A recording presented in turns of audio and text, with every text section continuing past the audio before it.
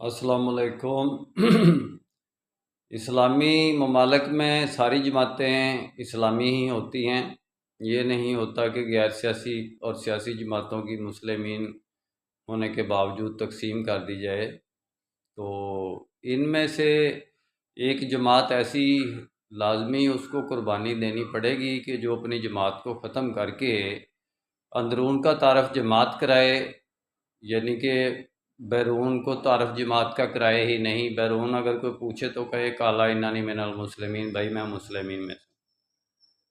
تو اندرون میں آپس میں تعارف جماعت کا کرائے اور اپنی جماعت کو ختم کرنا پڑے گا، چاہے وہ مرکز دعوت والے ارشاد والے ختم کر لیں، چاہے جماعت اسلامی والے ختم کر لیں، چاہے مولانا فضل الرحمان والے اپنے نام کو اپنی ہستی کو مٹا کر دیکھ ذرا، پھر سارا عالم تیرا ہے۔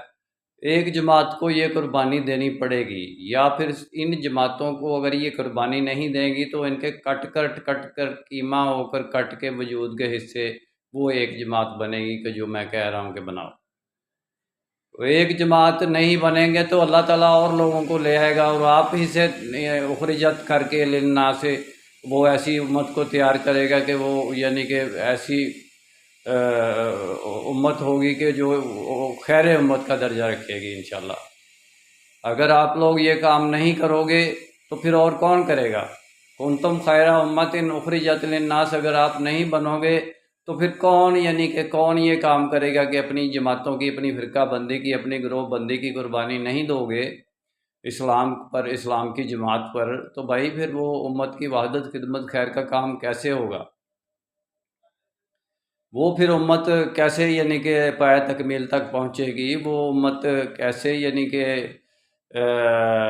اپنے مدارج کو طے کرے گی کہ جس کے لیے قرآن میں آرڈر آیا ہے اس امت کے بارے میں کہ یہ امت ہے، وہ امت ہے جس کے بارے میں قرآن کے اندر مثالیں موجود ہیں، جس امت کی مثالیں یعنی کہ قرآن میں دی جا رہی ہیں کہ اس امت کی یہ خصوصیات ہیں۔